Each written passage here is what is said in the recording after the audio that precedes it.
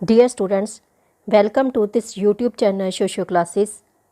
हमने अपने पिछले सोशियोलॉजी लेक्चर में पॉवर्टी का meaning, definition and position of poverty in India को डिस्कस किया। इस लेक्चर के वीडियो का लिंक आपको इस वीडियो की डिस्क्रिप्शन में मिल जाएगा।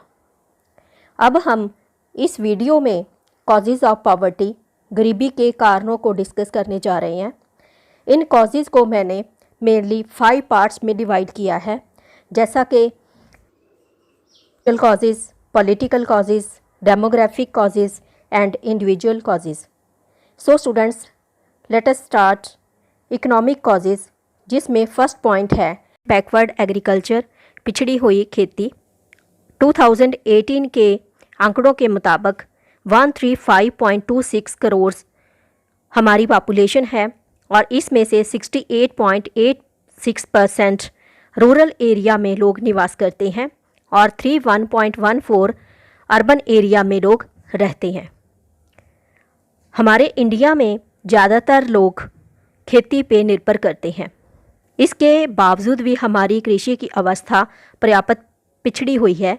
व्यावसायिक फसलों की और कृषकों का ध्यान बहुत कम है, जिस कारण उद्योगों का भी समुचित विकास नहीं हो सका है।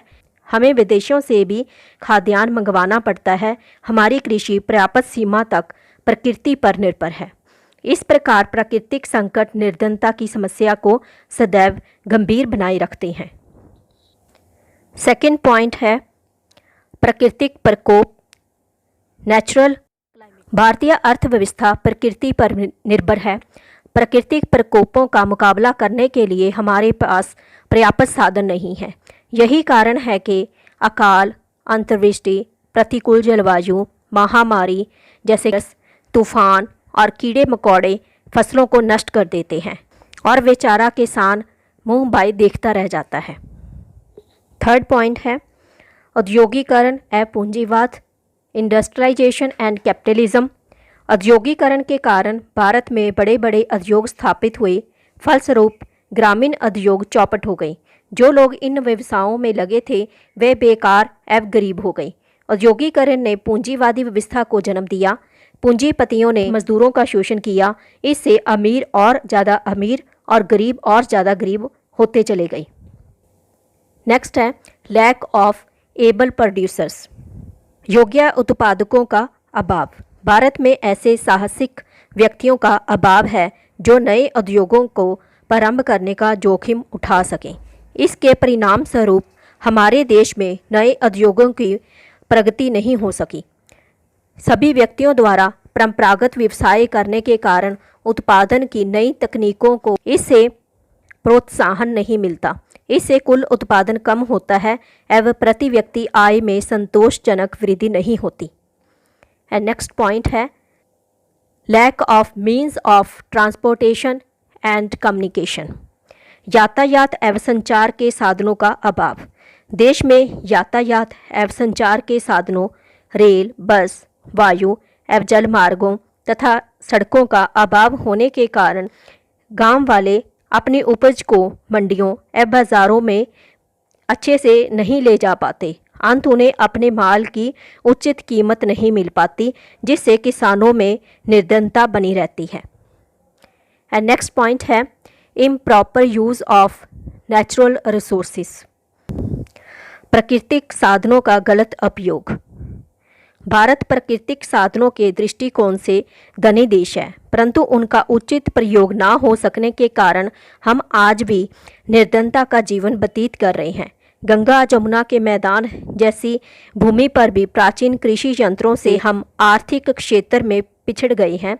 इस प्रकार वन संपत्ति, खनिज संपत्ति एवं जल शक्ति का भी उचित प्रयोग नहीं हो पा रहा, जिसके कारण प्रति व्यक्ति की इनकम में वृद्धि नहीं हो सकी है। एंड नेक्स्ट पॉइंट है स्मगलिंग एंड करप्शन, तस्करी एवं भ्रष्टाचार। ये ठीक है कि स्वतंत्रता के पश्चात विकास कार्यक्रमों एवं कानूनों की सहायता से भारत ने आर्थिक क्षेत्र में बहुत प्रोग्रेस की है, परंतु इस समय में तस्करी, स्मगलिंग और करप्शन में भी ज़्यादा वृद्धि हुई है। स्मगलिंग के कारण आर्थिक नीतियां सफल नहीं होती, जबकि इनकम टैक्स, बिक्री टैक्स, उत्पादन टैक्स एवं कई अन्य टैक्सों की चोरी के कारण सरकार की इनकम बहुत कम रह जाती है। इसके फलस्वरूप नए टैक्सों की संख्या में वृद्धि होती है, जिनका सबसे प्रतिकूल प्रभाव उस मध्यम वर्ग पर पड़ता है जो कि आर्थिक रूप से पहले ही निर्बल है। इसके अतिरिक्त सरकारी कर्मचारियों में करप्शन भी बड़े स्तर पर पाया जाता है। विकास कार्यों पर जितना पैसा खर्च होना चाहिए, भ्रष्टाचार के कारण उतना पैसा खर्च नहीं हो पाता, क्योंकि उसका काफ़ी हिस्सा लोगों की जेबों में चला जाता है। इसका नतीजा ये निकलता है कि गरीबी बनी रहती है और ये सब कुछ भारत की गरीबी में वृद्धि करने में सहायक सिद्ध होता है। एंड नेक्स्ट पॉइंट है अनएम्प्लॉयमेंट, बेकारी। भारत में अनएम्प्लॉयमेंट काफ़ी मात्रा में पाई जाती है। देश में इस समय बहुत ज़्यादा लोग इसका सामना कर रहे हैं। अब कोरोना वायरस की वजह से बहुत सारे लोगों की नौकरियां चली गई हैं और जब ये हालात ठीक होंगे तब तक ये और भी बहुत सारे लोग जो अनएम्प्लॉयमेंट की कैटेगरी में आ जाएंगे। अभी कुछ समय के बाद ही इसका डाटा सामने आएगा कि कितने लोग जो अनएम्प्लॉय हुए हैं और आगे क्या गवर्नमेंट की तरफ से व्यवस्था की गई है। नेक्स्ट पॉइंट है सुधार नीतियों की असफलता। सरकार की तरफ से बहुत सारी नीतियां, पॉलिसीज़ बनाई जाती हैं जो कि गरीबी को दूर करने के लिए होती हैं, लेकिन जब कभी भी नीचे के वर्ग के लोगों के लिए सुधार की नीतियां एवं योजनाएं बनाई जाती हैं तो वे या तो उचित रूप से लागू नहीं की जाती या उनका लाभ गरीबों तक नहीं पहुंचता। जिम्मेदारी प्रथा की समाप्ति, सीलिंग, भूमि सुधार, न्यूनतम मजदूरी दर, अधिकतम ब्याज की सीमा आदि के कानून बनाए तो गए, लेकिन उन्हें सही रूप से लागू नहीं किया गया। स्टूडेंट्स, ये थे causes of poverty in India के इकोनॉमिक कॉजेज। इसके सेकंड इसका मेनली पॉइंट है सोशल कॉजेज, जिसमें फर्स्ट पॉइंट है कास्ट सिस्टम। कास्ट सिस्टम भी भारत में गरीबी को बढ़ाने का जिम्मेदार माना जाता है। जाति व्यवस्था ने समाज को विभिन्न भागों में बांटकर सहयोग के स्थान पर संघर्ष एवं मनमुटाव की स्थिति को उत्पन्न किया है। जाति व्यवस्था के अंतर्गत एक व्यक्ति का व्यवसाय जन्म से ही निर्धारित कर दिया जाता रहा है। वह अपनी योग्यता एवं रुचि के अनुसार और कोई व्यवसाय नहीं अपना सकता था। फॉर एग्जाम्पल, एक ब्राह्मण चमड़े के कार्य में विशेष दक्ष हो सकता है, परंतु जाति व्यवस्था उसे ऐसा कार्य करने की अनुमति नहीं देती। जाति व्यवस्था के कारण कोई भी व्यक्ति ऐसा व्यवहार नहीं करना चाहता जो उसके परिवार एवं जाति की मर्यादा के विरुद्ध हो, अथवा यद्यपि उस व्यवसाय से कितना ही लाभ क्यों ना प्राप्त हो सकता हो, इससे व्यक्ति की आर्थिक स्थिति में सुधार नहीं हो सका है। एंड नेक्स्ट पॉइंट है इलिटरेसी, अनपढ़ता। 2011 के आंकड़ों के मुताबिक भारत में लिटरेसी रेट 74.04 है। इस प्रतिशत में वह व्यक्ति भी सम्मिलित हैं जो मामूली रूप से पढ़ लिख सकते हैं। हमारे समाज में एक और शिक्षा का अभाव है एवं दूसरी ओर भारत में अंग्रेजों द्वारा चलाई गई शिक्षा पद्धति ने युवाओं में शिक्षा प्राप्त करके नौकरी की प्रवृत्ति उत्पन्न की है, जिससे उनका आर्थिक विकास रुक गया है। कारखानों में कार्य करने वाले अधिकांश मजदूर अकुशल एवं अशिक्षित हैं, जिसके परिणाम स्वरूप इन्हें उतना वेतन अथवा मजदूरी नहीं मिलती जिससे कि वह एक न्यूनतम जीवन स्तर भी बनाए रख सकें। सिस्टम ऑफ जॉइंट फैमिली, संयुक्त परिवार व्यवस्था। संयुक्त परिवार व्यवस्था व्यक्ति को आलसी, निष्क्रिय एवं निकम्मा बना देती है, क्योंकि इसमें काम करने वाले और ना करने वाले सभी को समान सुविधाएं प्राप्त हो जाती हैं। संयुक्त परिवार अपने सदस्यों की गतिशीलता पर भी रोक लगाता है। फलस्वरूप गरीबी में वृद्धि होती है। नेक्स्ट पॉइंट है लो लेवल ऑफ हेल्थ, स्वास्थ्य का निम्न स्तर। भारत में स्वास्थ्य की सुविधाओं में वृद्धि होने के पश्चात भी जन सामान्य की स्वास्थ्य का स्तर प्राप्त निम्न है। फ्लू, मलेरिया, टाइफाइड, टीबी तथा दमे की रोगियों की संख्या आज भी भारत में पर्याप्त अधिक है। इन बीमारियों के कारण लोगों को अत्यधिक छुट्टियां लेनी पड़ती हैं, जिस कारण उनकी इनकम तो कम होती है, कभी कभी उनकी नौकरी भी चली जाती है। खराब स्वास्थ्य के कारण श्रमिक कुशलतापूर्वक पूरा समय कार्य नहीं कर सकता। इस प्रकार कार्य कुशलता का अभाव, बेईमानी, अकाल मृत्यु एवं निम्न बौद्धिक स्तर के कारण अत्यधिक व्यक्तियों का स्तर निम्न बना हुआ है। आज के समय में हम देखें तो कोरोना वायरस की वजह से लोगों की सेहत तो खराब हो ही रही है, इसके साथ डेथ के आंकड़े भी दिनों दिन बढ़ते जा रहे हैं और इसके अलावा लोगों की नौकरियां छूट गई हैं, उनके काम ठप हो गए हैं और जो मज़दूर वर्ग है वो वहाँ से काम छोड़ के कहीं और अपने अपने गांव में वापस जा रहे हैं, जिसका नुकसान बहुत बड़ा आगे होने वाला है और इससे गरीबी की दर बहुत ज़्यादा बढ़ जाएगी।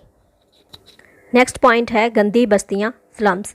भारत के औद्योगिक क्षेत्रों में घनी और गंदी बस्तियां हैं जहां श्रमिक लोग निवास करते हैं। इन गंदी बस्तियों में नल, बिजली, हवा, रोशनी, सड़कें, गंदे पानी का निकास आदि की उचित व्यवस्था नहीं होती। ये बस्तियां रोग, अपराध एवं अनैतिकता के केंद्र हैं। इनसे श्रमिकों की कार्य कुशलता घट जाती है और उत्पादन कम होने से निर्धनता बनी रहती है।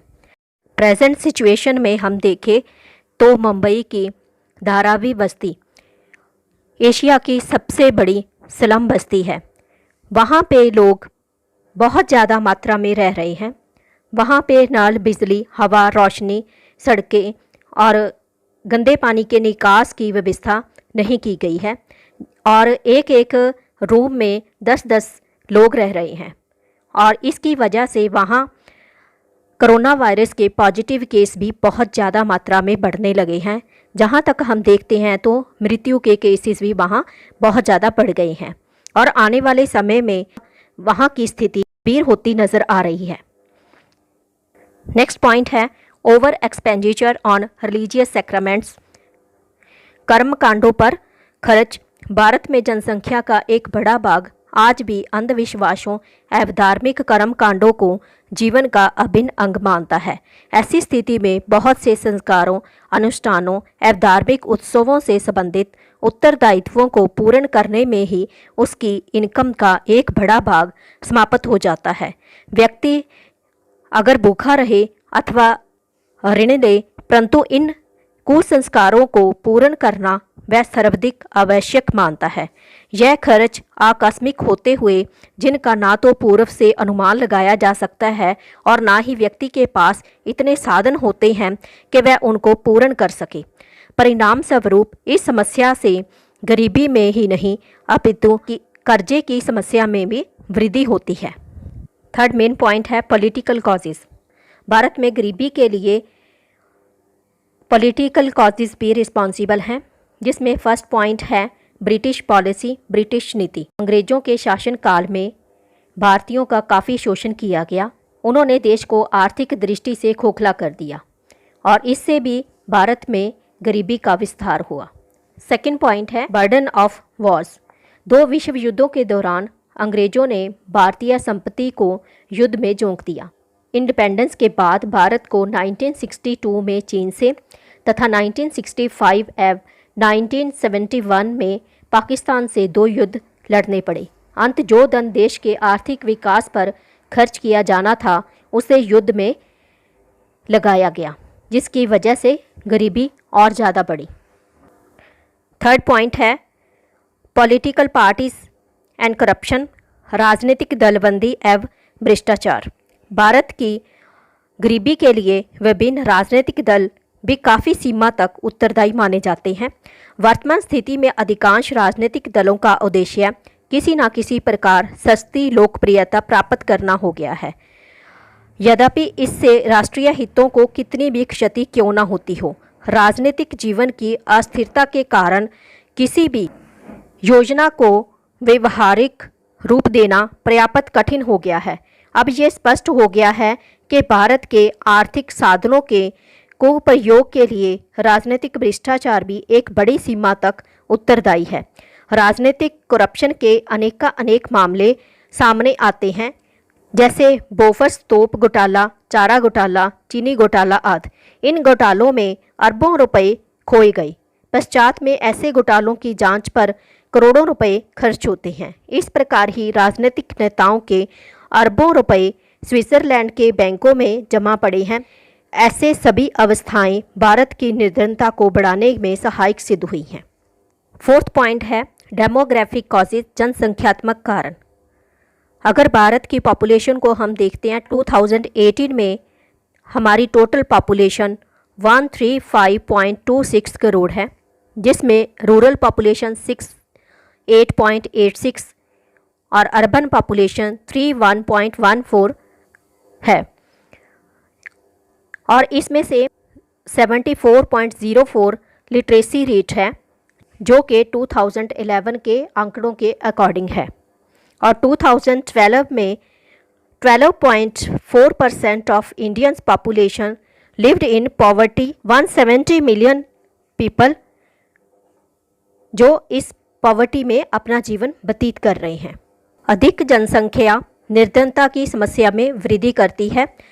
जैसे कि जनसंख्या के बढ़ने से खाद्यान्न की आवश्यकता को विदेशों से खाद्यान्न मंगवाकर पूर्ण किया जाता है। इसके फलस्वरूप देश के धन का एक बहुत बड़ा भाग विदेशों में चला जाता है, और जनसंख्या के बढ़ने के प्रत्येक व्यक्ति को सरलता से रोजगार नहीं मिल पाता। इस प्रकार हरेक वर्ष बेरोजगार व्यक्तियों की संख्या में वृद्धि हो जाती है। इसमें निर्धनता और ज़्यादा बढ़ जाती है, और मांग की अपेक्षा व्यक्तियों की पूर्ति बढ़ जाने के कारण कारखानों के मालिक श्रमिकों को कम वेतन देना आरंभ कर देते हैं, जिससे श्रमिकों का जीवन स्तर और अधिक निम्न हो जाता है। जनसंख्या के बढ़ने से प्रति व्यक्ति आय कम हो जाती है, और इस प्रकार श्रमिकों को गंदे मकानों में रहना पड़ता है। इससे उनकी कार्यशक्ति कम हो जाती है, और इस प्रकार उन्हें अपना संपूर्ण जीवन गरीबी में ही व्यतीत करना पड़ता है। जनसंख्या में वृद्धि होने से सरकार को शासन कार्य में ही अधिक धन व्यय करना पड़ता है। इसके परिणाम स्वरूप या तो सरकार उद्योगों के विकास में सफल नहीं हो पाती, अथवा अधिक करों द्वारा आय का बड़ा भाग सरकार ले लेती है। जनसंख्या की वृद्धि से भूमि के वितरण की समस्या उत्पन्न हो जाती है। ये सभी जानते हैं कि भूमि के छोटे छोटे टुकड़ों पर उत्पादन ही कम नहीं होता, अपितु भूमि की उर्वर शक्ति भी कम होने लगती है। ये दोनों अवस्थाएं गरीबी को बढ़ाती हैं। सभी विद्वान ये स्वीकार करते हैं कि पॉपुलेशन में एक्सप्लोजन होने से एजुकेशन कम हो जाती है, अज्ञानता बढ़ जाती है, बेरोजगारी, बीमारी, कुपोषण, गंदगी, रूढ़िवादिता को प्रोत्साहन मिलता है। ये संपूर्ण समस्याएं प्रत्यक्ष तथा अप्रत्यक्ष, डायरेक्ट और इनडायरेक्ट रूप से पॉवर्टी को बढ़ाती हैं। नेक्स्ट मेन पॉइंट है व्यक्तिगत कारण, इंडिविजुअल कॉजेज, जैसे सिकनेस, बीमारी केवल आर्थिक मार ही नहीं बढ़ाती, अपितु इससे व्यक्ति बेरोजगार भी हो जाता है। और सेकंड पॉइंट है मानसिक रोग, साइकेट्रिक डिसीजेस। मानसिक रोग व्यक्ति की कार्यकुशलता को पूर्ण रूप से समाप्त कर देते हैं और गरीबी बढ़ जाती है। नेक्स्ट है एक्सीडेंट्स, दुर्घटनाएं। भारत में कारखानों के भीतर मालिकों द्वारा श्रमिकों की सुरक्षा के प्रबंध अच्छे ना होने की वजह से दुर्घटनाओं में वृद्धि होती है, और एक्सीडेंट यदि श्रमिकों की मृत्यु हो जाती है तो उसके आश्रितों को निर्धनता का जीवन व्यतीत करना पड़ता है। यदि व्यक्ति अपंग हो जाता है, हैंडीकैप्ड हो जाता है, तो वह आयु उपरांत कार्य करने के योग्य नहीं रहता। नेक्स्ट पॉइंट है ड्रग्स एडिक्ट एंड एल्कोहलिज्म। मद्यपान भी निर्धनता का एक मुख्य कारण है। ये खर्च बढ़ाकर गरीबी को बढ़ाता है। व्यक्ति अपनी संपूर्ण आय अल्कोहलिज्म और ड्रग एडिक्शन में ही लगा देते निर्धनता का सामना करना पड़ता है। नेक्स्ट पॉइंट है प्रोस्टिट्यूशंस, वेश्यावृत्ति। वेश्यावृत्ति भी निर्धनता में वृद्धि करती है। व्यक्ति अपने पूरे दिन की आय इसमें गवा कर लौटता है, इससे भी गरीबी में बढ़ोतरी होती है। इस तरह से गरीबी के बहुत ज़्यादा कारण हैं। इकोनॉमिक कॉजेज़ में backward agriculture, natural calamities, industrialisation and capitalism, lack of able producers, lack of unskilled workers, lack of means of transportation and communication, improper use of natural resources, smuggling and corruption, unemployment and social causes में आ जाते हैं caste system, illiteracy, system of joint family, low level of health, slums, over expenditure on religious sacraments and political causes में British policy, burden of wars, political parties and corruption और demographic causes में भी काफ़ी इसके कारण सामने आते हैं। Individual causes, sickness, psychiatric diseases, accidents, alcoholism, drug addiction, prostitutions आदि। इन कारणों की वजह से दिनों दिन इंडिया में गरीबी, पॉवर्टी बढ़ती जा रही है। स्टूडेंट्स, ये थे causes of poverty in India. हम अपने नेक्स्ट वीडियो में बैड कॉन्सिक्वेंसेस ऑफ पॉवर्टी को डिस्कस करेंगे। Till then, goodbye and thanks for watching this video.